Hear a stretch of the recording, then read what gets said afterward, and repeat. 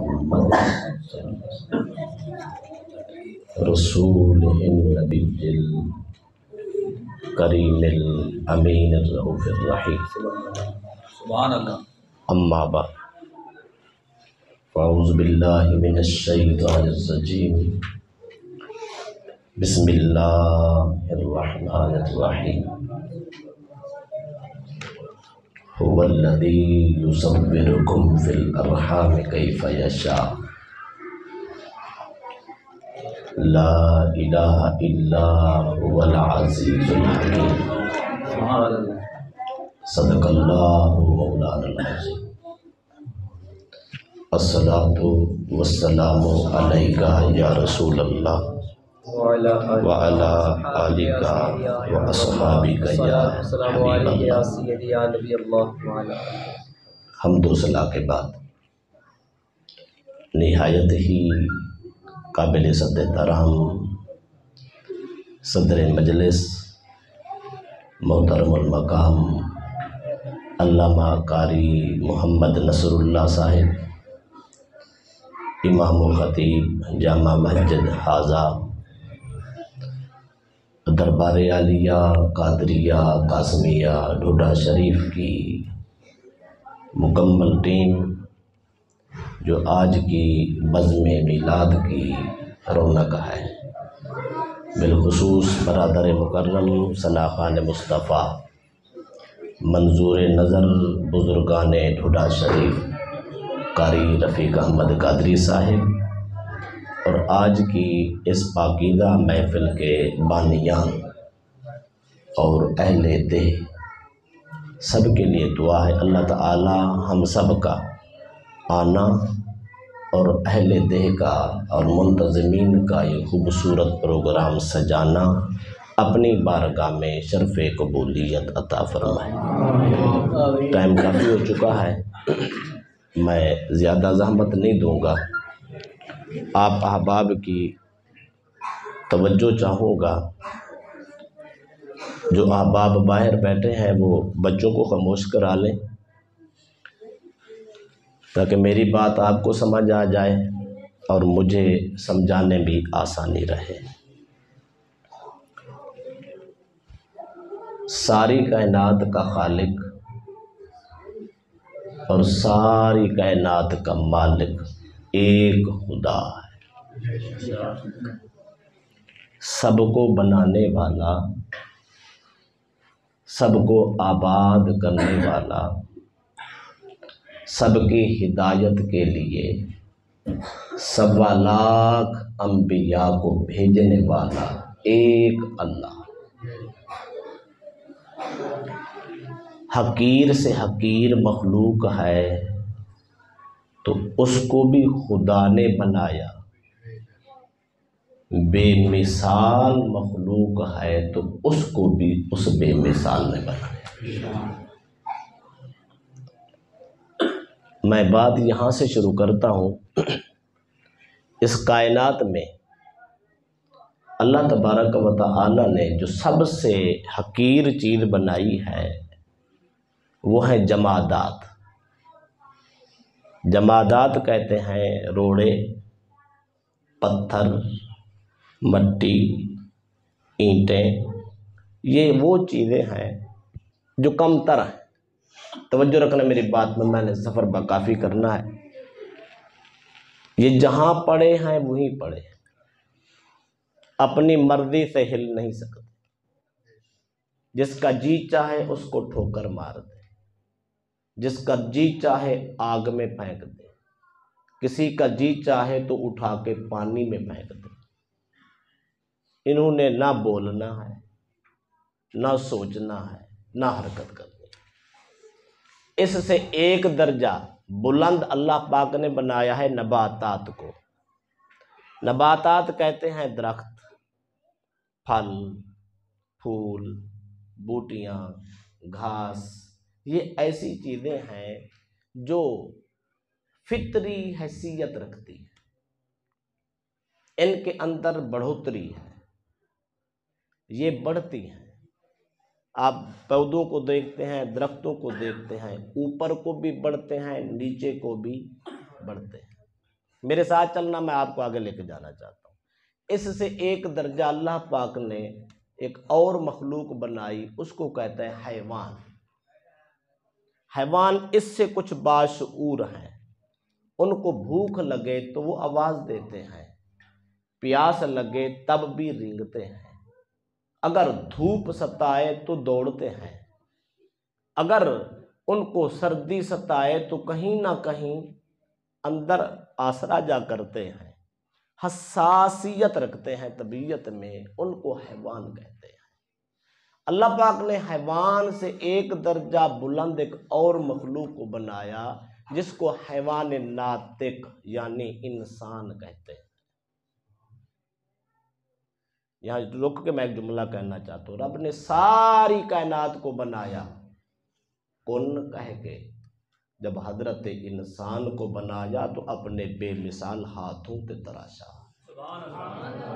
انسان عام مخلوق نہیں ہے، سب کو کہہ دیا کن فیکون، ہو جاؤ، سب کچھ سامنے آ گیا۔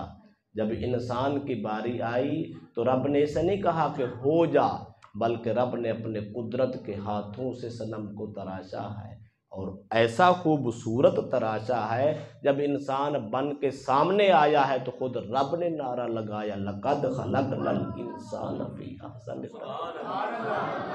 فرمایا انسان بنایا تو تجھے میں نے ہی ہے، پر اتنا سونا بنایا تجھے دیکھ کے میں رب خود قسمیں کھاتا۔ یہ عام انسان ہے، میں آگے بڑھنا چاہتا ہوں۔ پھر انہی انسانوں میں سے ایک کو رب نے اہل اسلام بنایا۔ یہ جو اہل اسلام ہے اس کی عزت اس سے بھی کہیں بلند ہے۔ پھر اسی اہل اسلام میں رب نے کسی کو شب زندہ دار، عبادت گزار، متقی، پرہیزگار، کسی کو گولڑے کا تاجدار، کسی کو ڈھوڈے کا تاجدار بنایا۔ رب نے پھر ایک اور مرتبہ رکھا ہے۔ اسی حضرت انسان میں ایک قوم ایسی بھی آئی ہے جس کو ہم صحابی کہتے ہیں۔ رب نے ان کو وہ عزت دی ہے، وہ درجہ دیا ہے۔ اللہ کے نبی کی خدمت میں بیٹھنے والا صحابی دل میں سوچتا ہے رب قرآن کی آیتیں نازل کر دیتا۔ میرا نبی ان سے مشورہ کرتا ہے، رب ان کے مشورے کے مطابق قرآن نازل کرتا۔ اللہ نے صحابہ سے ایک درجہ اوپر اہل بیت کو عطا کیا۔ کیوں؟ سارے اہل بیت مصطفیٰ صحابی بھی ہیں، یہ ڈگری بھی ان کو حاصل ہے۔ پھر رسول اللہ کے گھر والے بھی ہیں، یہ ڈگری بھی ان کو حاصل ہے۔ میں کہنا چاہتا ہوں صدیق اکبر رضی اللہ عنہ کا نام آ جائے تو دل کو ٹھنڈ پڑتی ہے، فاروق اعظم کا نام آئے تو بوڑھے بھی جوان ہو جاتے ہیں، عثمان ذی النورین کا نام آئے تو فرشتے بھی حیا کرتے ہیں، علی شیر خدا کا نام آئے تو زمانہ تھر تھر کانپتا ہے، پر سیدہ زہرا کا نام آئے تو زمانہ آنکھیں جھکا لیتا۔ رب نے ہر ایک کو الگ الگ عزت دی ہے۔ میں آگے بڑھنا چاہتا ہوں۔ اللہ پاک نے ان کے بعد نبیوں کو بنایا، 1,24,000 کم و بیش انبیاء کو بنایا۔ پھر ان انبیاء میں سے 313 رسول بنائے، ان کی عزت ان سے بڑی ہے۔ پھر 313 میں سے 5 اولو العزم رسول بنائے۔ نبوت شروع ہوئی آدم علیہ السلام سے، رسالت شروع ہوئی جناب نوح علیہ السلام سے۔ غور رکھنا، 5 رسول ایسے بنائے، کائنات میں ان جیسا کوئی نہیں ہے۔ پہلے جناب نوح علیہ السلام ہے، دوسرے جناب ابراہیم علیہ السلام ہے، تیسرے حضرت موسیٰ علیہ السلام ہے، چوتھے جناب عیسیٰ علیہ السلام ہے، 5ویں جناب محمد الرسول اللہ صلی اللہ علیہ وسلم۔ پھر ان 5 میں رب نے سب سے اعلیٰ خلق سے اولیاء، اولیاء سے رسول، اور رسولوں سے اعلیٰ ہمارا نبی۔ ساری کائنات ایک طرف، ایک محمد۔ جس نبی کا آج ہم میلاد منا رہے ہیں، کائنات میں اس جیسا کوئی آیا نہیں۔ چونکہ وقت کم ہے، میں آگے بڑھنا چاہتا ہوں۔ میری طرف دیکھیں، جیسے میں نے ترتیب شروع کی تھی نا، وہاں سے 1 سے 2 باتیں آپ احباب کی گوش گزار کر کے بات ختم کر دوں گا۔ میری طرف دیکھیں، سب سے پہلے رب نے کس کو بنایا؟ جمادات کو، پتھروں کو، روڑوں کو، مٹی کو، ڈھیلوں کو۔ اسی سے مصطفیٰ کی شان شروع کر دیتا ہوں۔ میری طرف دیکھنا، مکے کی سرزمین ہے، مکے کا ماحول ہے، مکی زندگی ہے۔ میرے نبی نے 40 سالہ پاکیزہ زندگی گزار کر جاہلوں میں، بے راہ روی کے شکار لوگوں میں، دہشت گردوں میں پاکیزہ زندگی، امانت و دیانت کی زندگی گزار کر اعلان نبوت فرمایا۔ خوش نصیبوں نے کلمہ پڑھ کے مصطفیٰ کی صحبت اختیار کی۔ اب صحبت شروع ہو گئی، میں آپ کو کمال کی بات سنانے جا رہا ہوں، توجہ رکھنا۔ صحبت شروع ہو گئی، غلام آتے ہیں، میرے نبی خوبصورت وما جنطق عن الہوا کی زبان سے ارشاد فرماتے ہیں۔ کبھی قرآن کی بات سناتے ہیں، کبھی قرآن کے بھیجنے والے کی بات سناتے ہیں، کبھی مصطفیٰ سینہ علم نشرح کی آیات سناتے ہیں، کبھی یاسین کی لوری سناتے ہیں، کہیں رحمان کا صحرا پڑھ کے سناتے ہیں۔ یہ سناتے رہے، کبھی زندگی کا حال بتاتے ہیں، کبھی بوڑھے ماں باپ کے حقوق سناتے ہیں، کبھی بہن بھائیوں کے حقوق سمجھاتے ہیں۔ میرے نبی کبھی ہمسایوں کے حقوق سمجھاتے ہیں، کبھی حلال اور حرام کی بات کرتے ہیں، کبھی میرا نبی جنت کی بات کرتا ہے، کبھی فرش والوں کی بات کرتا ہے، کبھی عرش والوں کی بات کرتا ہے۔ یوں ایسا زمانہ بھی آیا، میرے نبی نے کبھی دنیا والوں کی بات کی ہے، کبھی قبر والوں کی بھی بات، اور کبھی قبر والوں کے بعد حشر والوں کی بھی بات کی ہے۔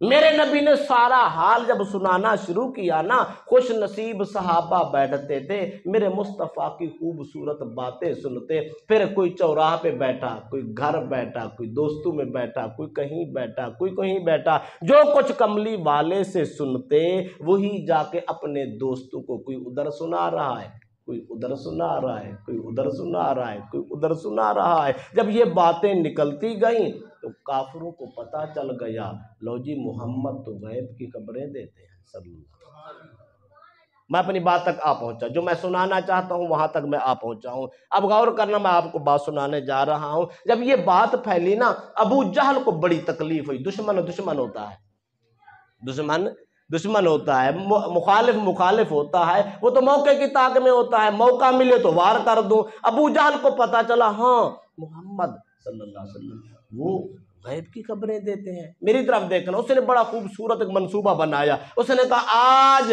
میں محمد کو فیل کرنا چاہتا ہوں۔ کیا کیا اس نے؟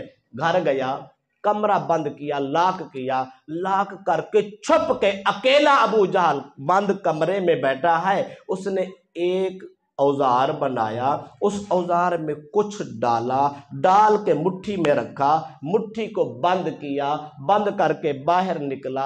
اس نے اپنے 4 دوستوں کو بلایا، 4 اور 1 ابو جہل، 5 ہو گئے۔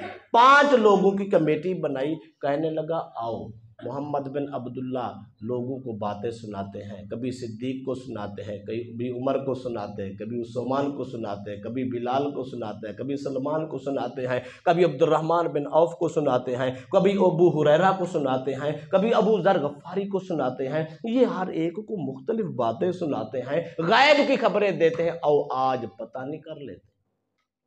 میری طرف دیکھنا، کافروں کا سردار ہے، اپنی ٹیم بنا کر محمد عربی صلی اللہ علیہ وسلم کی خدمت میں آیا، کہنے لگا اے محمد صلی اللہ علیہ وسلم، چونکہ وہ محمد ہی کہتے تھے، میں اس لیے وہی جملے بول رہا ہوں جو وہ کہتے تھے۔ کہتا ہے محمد صلی اللہ علیہ وسلم، سنا ہے آپ غیب کی خبریں دیتے ہیں؟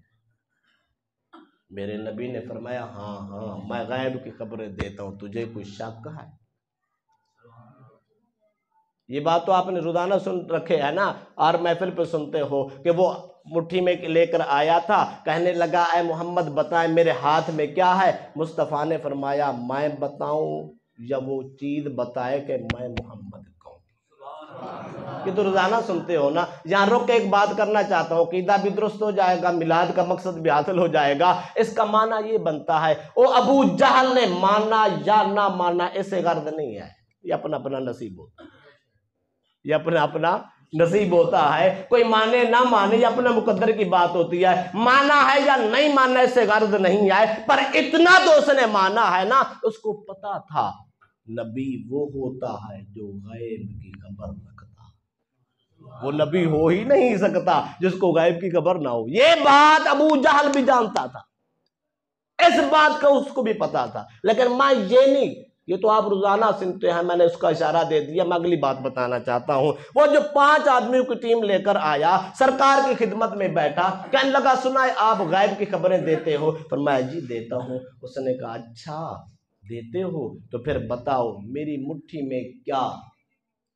غور کرنا, میں آپ کو بات سنانے جا رہا ہوں. میری مٹھی میں کیا؟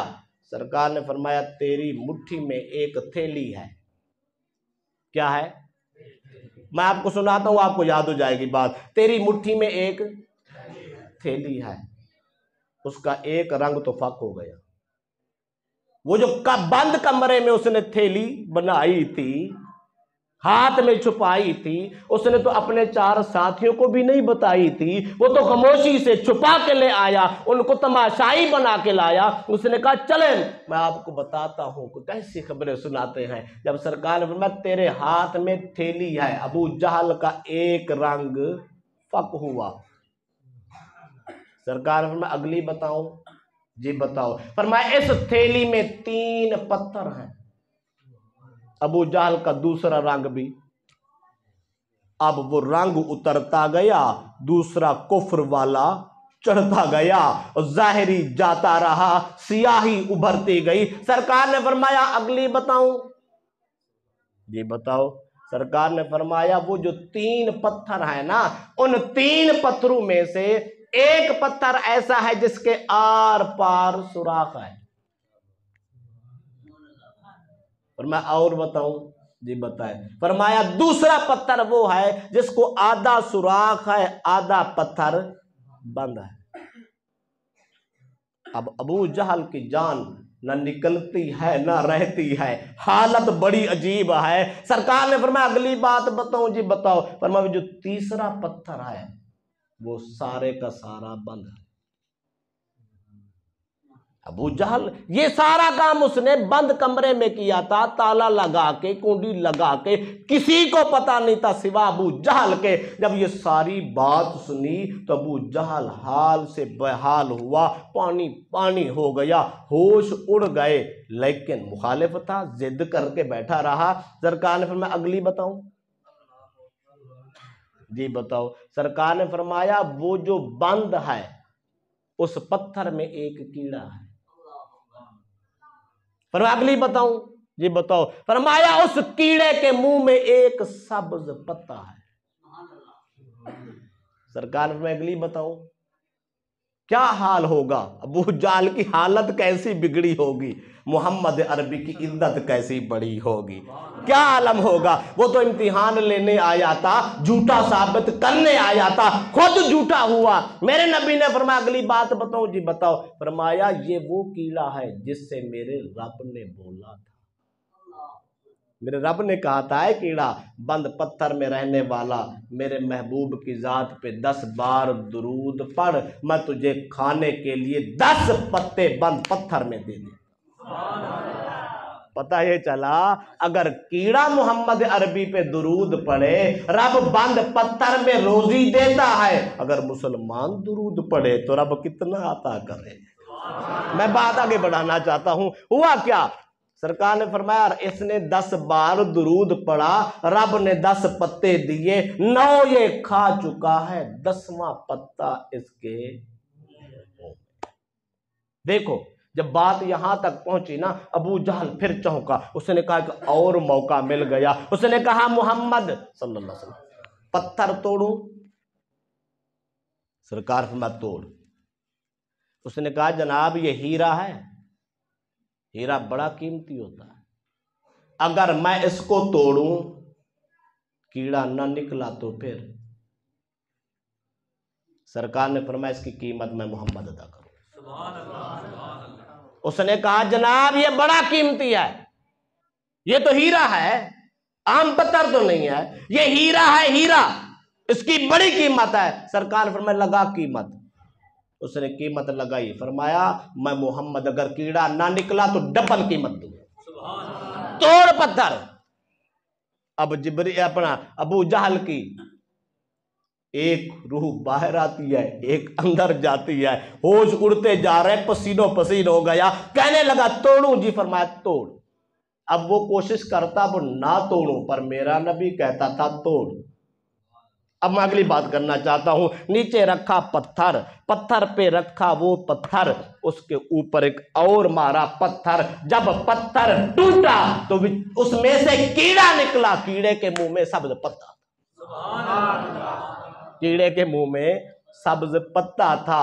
اس کا سارا منصوبہ خاک میں ملا، میرے نبی کی عزت آسمانوں سے گئی۔ او بھائی دشمن مر جاتا ہے، دشمن وہ نبیوں سے پنگا، نبیوں سے عداوت، نبیوں سے مخالفت، نبیوں سے مقابلہ۔ اور میرے خدا نے تو یوں کہا ہے من عاد لی ولیًا فقد آذنتہ بالحرب، جو میرے ولی سے عداوت رکھے گا میں خدا اس سے اعلان جنگ کرتا ہوں۔ یہ اعلان جنگ ولیوں کے مخالف سے ہے تو نبیوں کے مخالف سے کتنی اعلان جنگ، کتنے مرے تھے۔ میں بات آگے بڑھانا چاہتا ہوں چونکہ ٹائم بالکل ختم ہو چکا ہے۔ میں اگلی بات ایک اور بات سناتا ہوں، یہ میں نے مکے کی سنائی، ایک مدینے کی سنا دیتا ہوں، بات ختم کرتا ہوں۔ وقت گزرتا رہا، کافروں نے گھیراؤ کر لیا، شعب ابی طالب میں 3 سال تک محصور رکھا، کھانا بند، پانی بند، لین دین بند، شادی غمی بند، سارے معاملات بند، پر میرے نبی نے خدا کا نام لینا چھوڑا۔ ہمیں بخار آ جائے تو ہم 8 دن نمازیں چھوڑ دیتے ہیں، میرے نبی کو کچھ نہیں مل رہا تھا، پھر بھی نہ نماز چھوٹی ہے، نہ ذکر چھوٹا ہے، نہ یاد چھوٹی ہے۔ میں آگے بڑھنا چاہتا ہوں، وقت گزر گیا، حکم خدا آیا محبوب ہجرت کر کے جائیں۔ میرے نبی نے مکہ چھوڑا، مدینہ تشریف لے گئے۔ جب مدینہ گئے تو مدینے والوں نے بڑا کمال کیا تھا، کتنے دن تک انتظار کرتے رہے۔ جب میرا نبی پہنچا تو بڑا خوبصورت استقبال کیا۔ کیسا استقبال کیا آپ روزانہ سنتے ہیں، میں ایک سرخی دے کے آگے بڑھنا چاہتا ہوں۔ انہوں نے کیسا استقبال کیا؟ بوڑھے بزرگ، بوڑھی مائیں مکانوں کے چھتوں پر تھیں، غلمان بچے بچیاں ساری بازاروں میں تھیں، اور سارے بول رہے تھے طلع البدر علینا۔ میرے نبی کی ترانہ ہو رہا ہے۔ میں بات آگے بڑھانا چاہتا ہوں، میرے نبی جب تشریف لائے، غریب بھی کہتا تھا پہلی مہمانی میرے گھر میں، امیر بھی کہتا تھا پہلی مہمانی میرے گھر میں، پہلا کھانا تو میرے گھر میں کھا لیں، یہ قدم مصطفیٰ کے میرے گھر میں لگ جائیں۔ میرے نبی نے فرمایا میں خود نہیں آیا، مجھے میرے رب نے بھیجا، میں خود نہیں آیا، میرے رب نے بھیجا ہے، لہذا یہ بات بھی میں رب پہ چھوڑتا ہوں۔ یہ میری اونٹنی ہے، اونٹنی کی نکیل اس پہ میں ڈال دیتا ہوں، جدھر اس کو حکم ہوگا، جہاں اونٹنی بیٹھی محمد اسی کا مہمان۔ تو ہوا کیا؟ میں آپ کو اس کا منظر بتانا چاہتا ہوں۔ آگے اونٹنی مصطفیٰ کی ہے، اس پہ سوار کملی والے ہیں، پیچھے صدیق اکبر ہیں، اونٹنی آگے آگے، سارا مدینہ پیچھے۔ کیا منظر ہوگا؟ کیا جلوس نہیں تھا؟ کیا جلوس نہیں تھا؟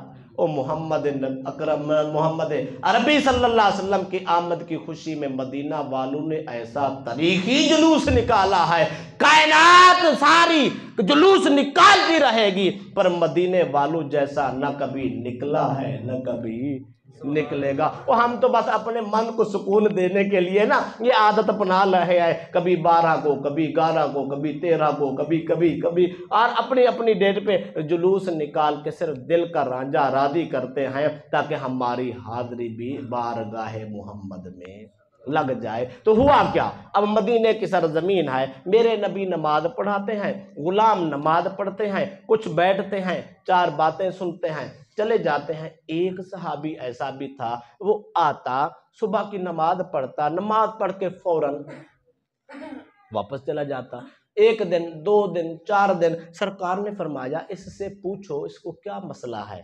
منافقت کا بھی وہاں پرابلم تھا، کہیں منافق تو نہیں ہو گیا، نماز تو پڑھتا ہے فوراً ہی دوڑ جاتا ہے۔ جب اس سے پوچھا گیا اس نے کہا جناب میں مجبور ہوں، مسئلہ اصل یہ ہے میرا جہاں گھر ہے، میری جہاں دیوار ہے، میری دیوار کے ساتھ ایک یہودی کی دیوار۔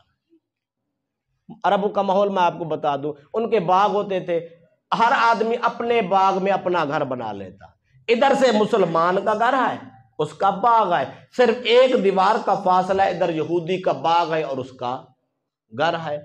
تو صحابی نے کہا یا رسول اللہ اصل مجبوری یہ ہے ساون کا مہینہ ہے، کھجوریں پکی ہیں، یہودی کے باغ میں ایک کھجور ہے وہ میرے گھر کی طرف جھکی ہوئی ہے، صبح جب ہوا چلتی ہے نا پکی کھجوریں گرتی ہیں میرے ویڑے میں آتی ہیں، مجھے ڈر لگتا ہے میں لیٹ ہو گیا، میرے بچے جاگ پڑے تو کوئی بچے یہودی کے کھجور اٹھا کر کھا نہ لے۔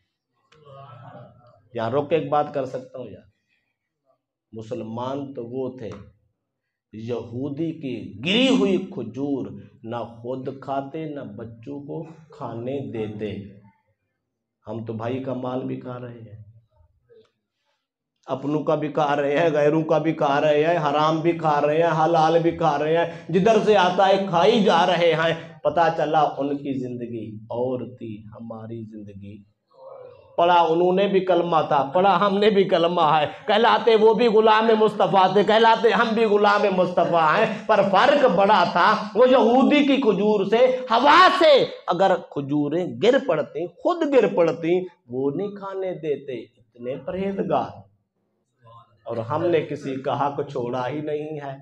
ہماری تو حالت یہ بد ہو چکی ہے، باپ اپنی بیٹی کا حق خود کھا رہا،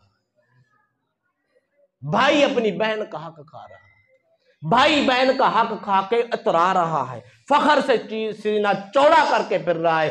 غور کر، بیٹی کا حق کھانے والا، بہن کا حق کھانے والا، تھوڑا سا غور تو کر، تو عام انسان نہیں ہے، تو محمد عربی کا غلام ہے۔ میلاد کرنا محض کام نہیں ہے، میلاد کے مقاصد پہ بھی غور کرنا کام ہے۔ تو میں بات آگے بڑھانا چاہتا ہوں، اس نے کہا یا رسول اللہ میری مجبوری ہے، مجھے خوف لگتا ہے کہیں میرے بچے اس کی کھجوریں اٹھا کے کھا نہ لیں۔ سرکار نے فرمایا یار اس سے کہے وہ کھجور بیچ دے، اس سے درخت ہی خرید لے، تیری ٹینشن ختم ہو جائے۔ یا رسول اللہ میں نے کئی بار کہا ہے پر مجھے دیتا، درخت نہیں بیچتا۔ سرکار نے فرمایا آج جا میرا پیغام اس کو دے دے، اس کو کہے میرے نبی نے کہا ہے درخت بیچ دے۔ جی یا رسول اللہ، بڑا خوش ہوا، چلا گیا، جا کے کہا، اس نے کہا میں تو نہیں دیتا، سارے زمانے کو تو میں دے سکتا ہوں پر محمد اور اس کے غلاموں کو مخالف تھا، سیدھی سیدھی بات ہے، مخالف تھا، اس نے کہا آپ کو نہیں دینا، واپس آ گیا، یا رسول اللہ وہ نہیں دیتا۔ سرکار نے فرمایا نہیں دیتا، آج مجھ محمد خود لے چل، میرا نبی خود چلا گیا۔ جب اس کے گھر گئے نا، اس کو یہودی کو بلایا، بلا کے فرمایا اے یہودی تو نے ہمارے غلام کو تنگ کر رکھا ہے، خدا کا بندہ یہ درخت بیچ دے، اس کی مشکل بھی حل ہو جائے، تیری مشکل بھی حل ہو جائے، تیرا بھی نقصان نہ ہو، یہ بھی مصیبت سے بچ جائے۔ اس نے کہا میں نے نہیں دینا، میں اپنے مقصود کی طرف پہنچ گیا، میری طرف غور کرنا۔ اس نے کہا میں نہیں دینا، سرکار نے فرمایا دے دے یار، کہنے لگا میں نہیں دینا، سرکار نے فرمایا یاد رکھ اگر یہ درخت میں ادھر سے ادھر کر دوں تو پھر کیا ہوگا؟ میرے خیال یہ آپ سمجھے نہیں ہے، نہ میں آپ کو سمجھا نہیں سکا۔ سرکار نے فرمایا اگر نہیں بیچنا تو نہ بیچ، کوئی بات نہیں ہے، لیکن یاد رکھ یہ درخت اس دیوار کی اس سائٹ پہ ہے، میرے غلام کا گھر اس سائٹ پہ ہے، اگر میں محمد درخت وہاں سے چلا کے ادھر لے آؤں تو پھر کیا کرے گا؟ اس نے کہا یہ تو ہوتا ہی نہیں ہے، کبھی ہوا ہی نہیں ہے، کبھی دیکھا ہی نہیں ہے، درخت نباتات ہیں، یہ اوپر کو بھی بڑھتے ہیں نیچے کو بھی بڑھتے ہیں، کبھی چلتے تو دیکھے ہی نہیں ہے، یہ تو ہو نہیں سکتا۔ اس نے کہا میں نے نہیں بیچنا، آپ نے چلانا ہے تو چلا کے دیکھا۔ میرے نبی نے فرمایا پھر دیکھ، اس کو پتا نہ تھا، اس کو پتا نہ تھا یہ ہاتھ اٹھ جائے تو آسماں کا چاند دو ٹکڑے ہو کے قدموں میں آ جاتا ہے۔ اس کو پتا نہ تھا کہ یہ ہاتھ اٹھ جائے تو ڈوبا ہوا سورج لوٹ کے واپس آ جاتا ہے۔ اس کو پتا نہ تھا یہ اشارے عام اشارے نہیں ہیں، ادھر سے اشارہ ہوتا ہے خدا اپنا قانون بدل دیتا ہے۔ اس کو پتا نہ تھا، اس نے کہا کر کے دکھائیں۔ میرے مصطفیٰ نے جب ہاتھ کا اشارہ فرمایا درخت ہلنا شروع کر۔ میں یوں کہنا چاہتا ہوں میرے نبی کے ہاتھ کا اشارہ گیا تو درخت کو وجد آ گیا۔ اس نے اپنی قسمت پہ ناز کیا ہوگا، اے کھجور کا درخت تو کتنا خوش نصیب ہے، پہلے تجھے زمانہ دیکھتا تھا، آج زمانے کا مالک محمد تجھے دیکھ رہا ہے۔ پہلے لوگ تجھے دیکھتے تھے، آج میرے نبی نے دیکھا ہے۔ درخت جھومنے لگا، ادھر بھی گیا ادھر بھی گیا، آگے جھکا پیچھے جھکا، اس نے جڑیں اکھوڑی، جڑیں اکھوڑ کے چلنا شروع کر دیا۔ پہلے ادھر تھا، اب اشارہ محمد پہ چلنا شروع کیا۔ وہ یہودی کا علاقہ چھوڑا، مسلمان کے گھر میں آ کے بس گیا۔ محمد عربی کے قدموں میں کھڑا ہے۔ اب یہودی نے جب یہ منظر دیکھا تو یہودی کے ہوش اڑے، اٹھ کے پیچھے گیا، اپنے گھر میں گیا تو بیگم صاحبہ تشریف فرما دی۔ اس نے کہا خیر تو ہے نا؟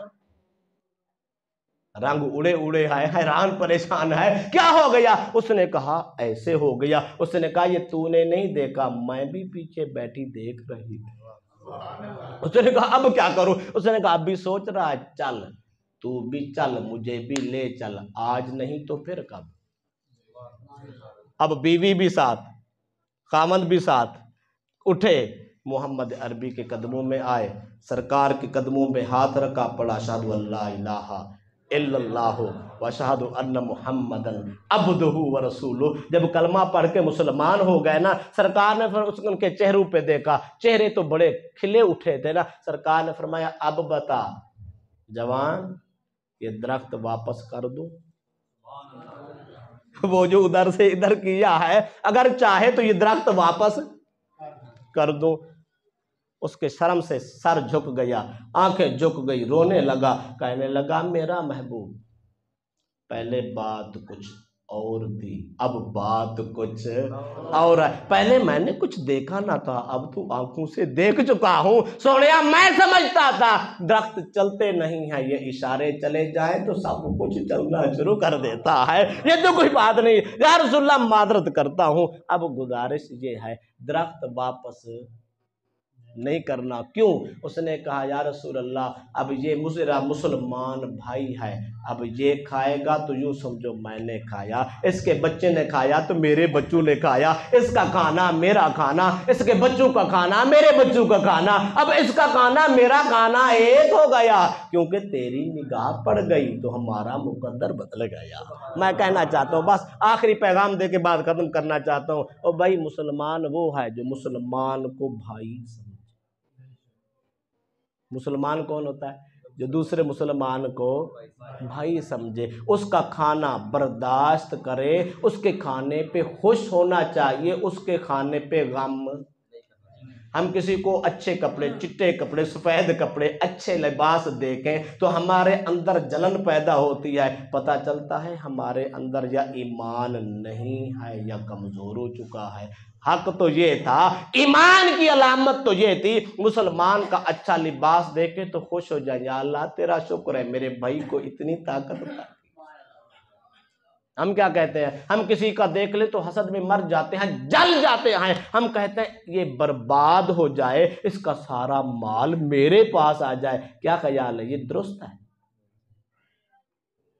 پیغام دینا چاہتا ہوں، محبت رسول سے پیغام دینا چاہتا ہوں، میلاد النبی کا پیغام دینا چاہتا ہوں، صحابہ کی سیرت کا پیغام دینا چاہتا ہوں، تعلیم مصطفیٰ کا پیغام دینا چاہتا ہوں۔ میلاد النبی کرنے والے خوش نصیبو، آؤ، میں ہاتھ کھڑا کروانے کا قائل نہیں ہوں، میں دل پہ دستک دینے کا قائل ہوں، دل پہ دستک دینا چاہتا ہوں۔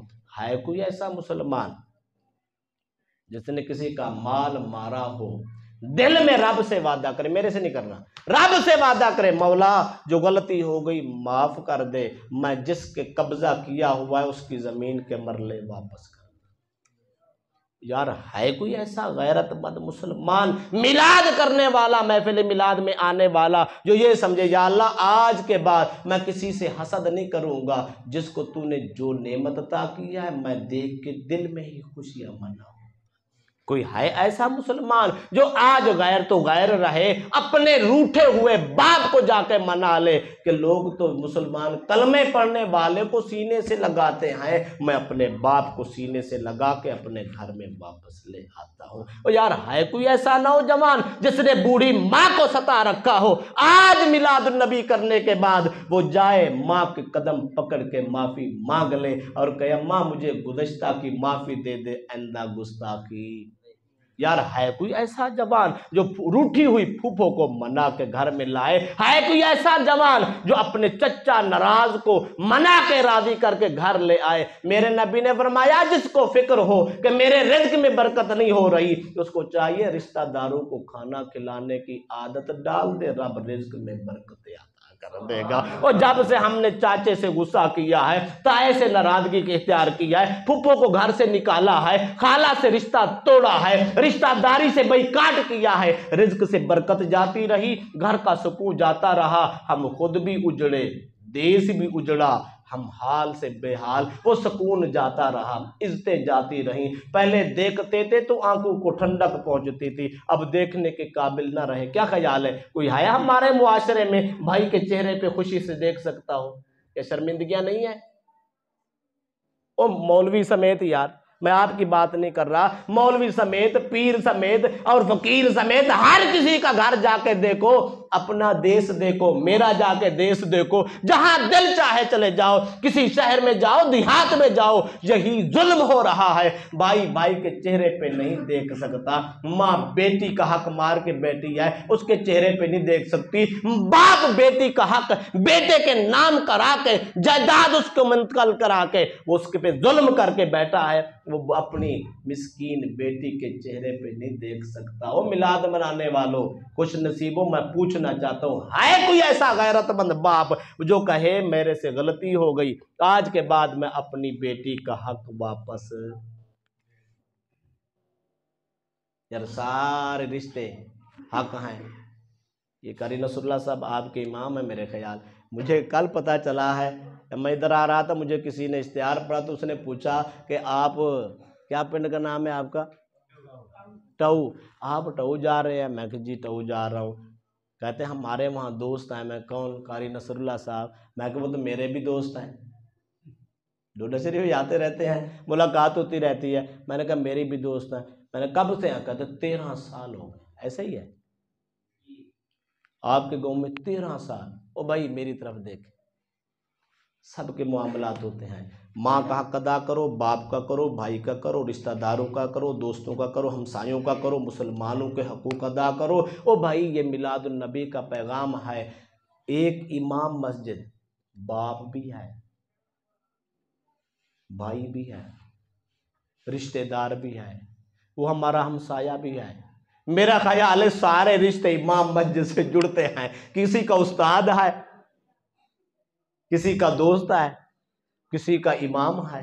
میں کہنا یہ چاہتا ہوں، کیونکہ ان سے میں آیا ہوں، ان سے کوئی میری ملاقات نہیں ہوئی، میں ادھر بیٹھ گیا، وہ ادھر بیٹھ گیا، تو میں نے ان کا چہرہ دیکھا تو مجھے پتہ لگا یہی ہی نصر اللہ صاحب ہیں۔ تو میں کہنا یہ چاہتا ہوں بھائی اپنے رشتہ داروں کی بھی عزت کرو، اپنے امام مسجد کی بھی۔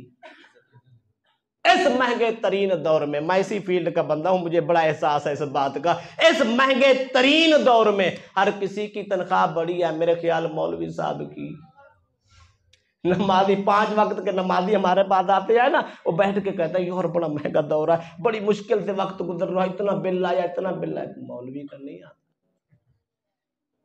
ناراض نہیں ہونا، میں درد دل سے بات کرنا چاہتا ہوں، اپنے ماں کا حق ادا کرو، باپ کا کرو، رشتہ داروں کا کرو، اولاد کا کرو، سب کا کرو، اسی کے ساتھ ساتھ اپنی امام مسجد کا کرو۔ اگر میرے سے پوچھو نا، جتنی خیر خواہی امام مسجد اس زمانے میں کر رہا ہے کوئی بھی نہیں کر رہا۔ ہمارا بچہ ہم سے نہیں پڑھتا، امام مسجد اس کو بڑی سمیٹ کے، کبھی پیار سے، کبھی مار کے، کبھی کسی صورت میں، کبھی کسی صورت میں اس کو پڑھا کے کسی کو عالم بنا دیتا ہے، ہے کسی کو حافظ بنا دیتا ہے۔ وہ بابا ہمیں تو کلمہ پڑھنا نہیں آتا تھا، وہ آج حافظ بنا پھرتا ہے، وہ ہماری ماں کی قبر پہ بھی کلمہ پڑھ رہا ہے اور قرآن کی تلاوت کر رہا ہے۔ آؤ میں دعوت فکر دیتا ہوں، امام مسجد سے لے کر اپنے رشتہ داروں تک، او بابا باہر کے دوستوں سے لے کر اپنی اولاد تک ہر ایک کے حقوق کی ادائیگی کی کوشش کرو۔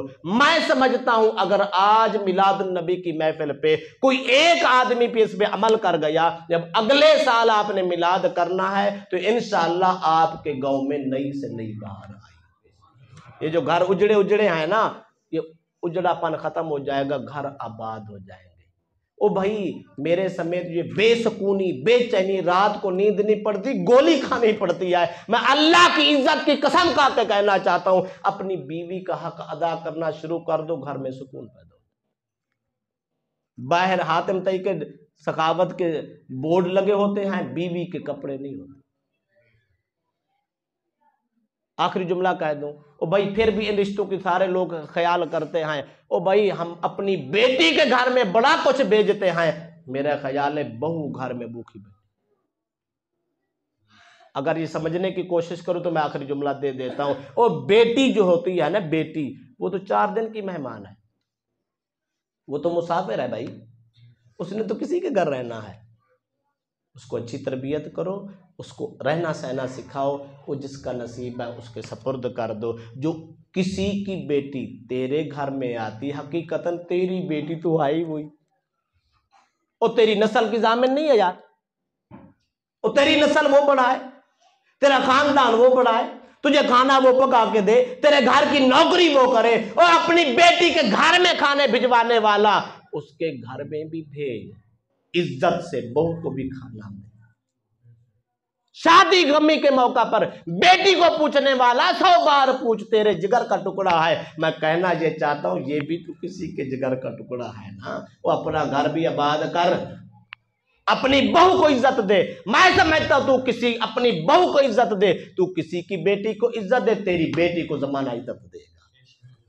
آخری جملہ کہہ دو، او بھائی کسی کی ماں کو ماں سمجھ، زمانہ تیری ماں کو ماں سمجھے گا۔ کسی کی بہن کو بہن سمجھ، آنکھوں میں حیا پیدا کر، زمانہ تیری بہن کو دیکھ کے آنکھیں جھکا دے گا۔ کسی کی بیٹی کا حیا کر، زمانہ تیری بیٹی کا حیا کرے گا۔ تو کسی کی عزت کو بچا، زمانہ تیری عزت پہ پہرے لگائے گا۔ اگر ہم نے کسی کی لوٹی تو پھر انتظار کرنا پڑے گا۔ آؤ محمد عربی کے میلاد کا پیغام ہے، آنکھوں میں حیا پیدا کریں، سوچوں میں حیا پیدا کریں، حقوق ادا کرنے کی کوشش کریں۔ جہاں غلامی رسول کا نعرہ لگاتے ہیں، موت کے لیے تیار ہو جاتے ہیں، میں کہنا چاہتا ہوں مرنا بہادری نہیں ہے، عزت سے جینا بہادری ہے۔ اور محمد عربی کی غلامی میں جینا سیکھیں۔ اگر جینا سیکھ گئے تو موت بڑی عزت کی آئے گی، اگر جینا نہ آیا تو مرنا بڑا مشکل ہے۔ اللہ پاک عمل کی توفیق عطا فرمائے۔ میری بات سے کسی کو تکلیف ہوئی تو میں ایڈوانس سے معذرت کرتا ہوں، لیکن جو باتیں میں نے کی ہیں درد دل سے کی ہیں۔ ضرورت ہے اس وقت میلاد شریف کا، یہ بہترین پیغام ہے۔ مصطفیٰ کی سیرت کو بھی اپناؤ، صورت کو بھی اپناؤ، نعرے بھی لگاؤ، عمل بھی کرو۔ اللہ پاک ہم سب کو عمل کی توفیق عطا فرمائے۔ وما علینا الا البلاغ۔